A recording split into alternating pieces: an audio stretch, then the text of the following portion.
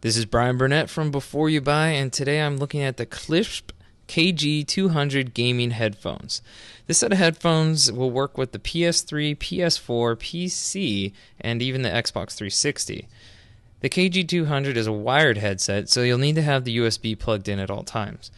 The weight is fairly light, which is mostly due to the fact that there's not a lot of padding on it, but that by no means makes it feel cheap. The plastic construction feels really solid. The ear cups are relatively small and square-shaped.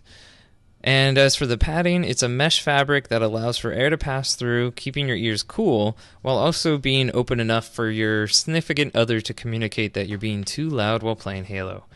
After a while, the small size of the cups made the headset uncomfortable, and even more so when wearing glasses. On the right side of the headset is a set of controls. A volume rocker is located directly in the middle and has separate buttons for controlling the game volume and also the chat volume. Also, there's a mute button and an EQ toggle that has 4 different modes. At the top is an LED that glows blue, indicating that the headset is on and will turn red when muted. But as it's on the side of your head, it's hard to tell whether it's muted or not. Also, when first using the headset before you've memorized the buttons can be kind of confusing. The mic is detachable and has a good range of flexibility. The sound quality is about on par what you'd expect to hear over Xbox Live, so good enough for gaming communication, but not so much for recording audio. Included with the headset are all the cables and attachments you'd need to hook up to your gaming devices. So long as it's not the Xbox One, because that needs a sold separately adapter.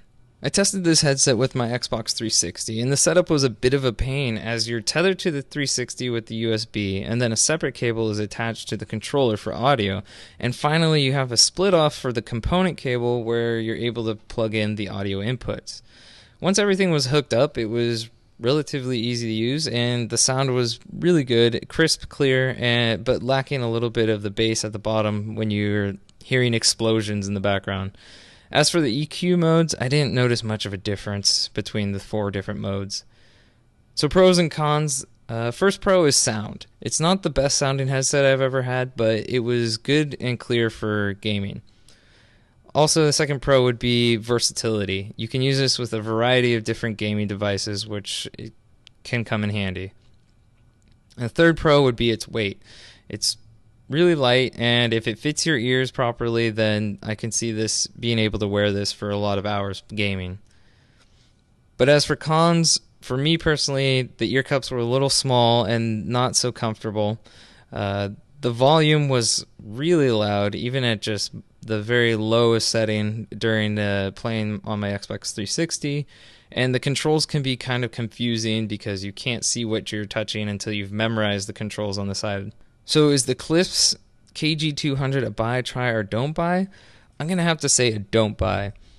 For nearly $130, it's expensive, and for most people I find it won't be very comfortable.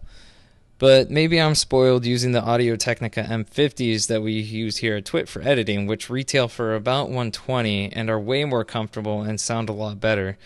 But these aren't gaming headsets, so they don't include a mic.